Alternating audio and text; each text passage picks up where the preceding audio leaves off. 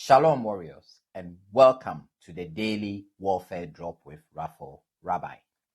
Today's theme is Don't Waste the Mercy of God. And scripture is coming to you from 2 Chronicles chapter 32 and Psalm 76. Warriors, today's reading shows God doing what only He can do. Jerusalem was under threat. Assyria came with intimidation, pressure, and the confidence of human power. But God stepped in. He defended his people, silenced the enemy, and showed that no proud force can stand when the Lord rises to act.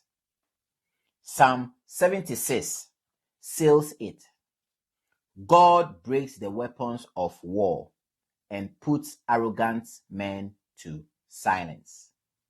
But this reading is not only about God's power, it is also about how he responds after he shows mercy.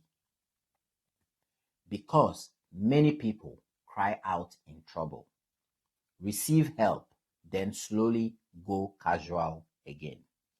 They become relaxed in prayer, loose in discipline, and careless with the very things that once brought them under pressure. Warriors, answer this in your heart by the Spirit. Has God brought you through something, but you have started taking his mercy lightly? Maybe you prayed hard when family life was breaking, but now prayer has cooled. Maybe you cried out over marriage strain, work pressure, business trouble, or a private bondage, and God helped you. But now old attitudes are trying to return.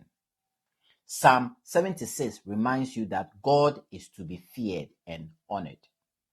Mercy is not permission to relax into compromise. Mercy is an invitation to walk more carefully. If God rescued you from panic, do not go back to prayerless living. If God helped you break something, do not rebuild it with your own hands. As a medical practitioner, I will say it plainly.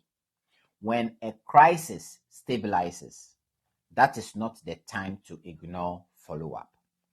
That is when discipline matters most. Spiritually, the same is true. Maintenance after mercy protects your freedom. Now, let's make it practical.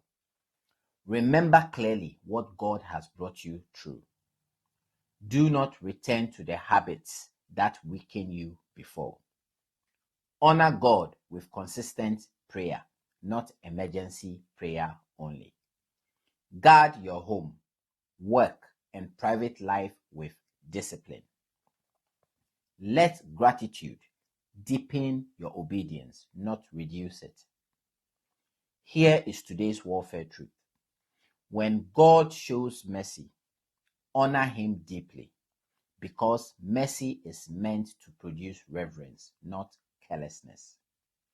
Read these scriptures for yourself carefully and let the Holy Spirit lead you into truth and repentance.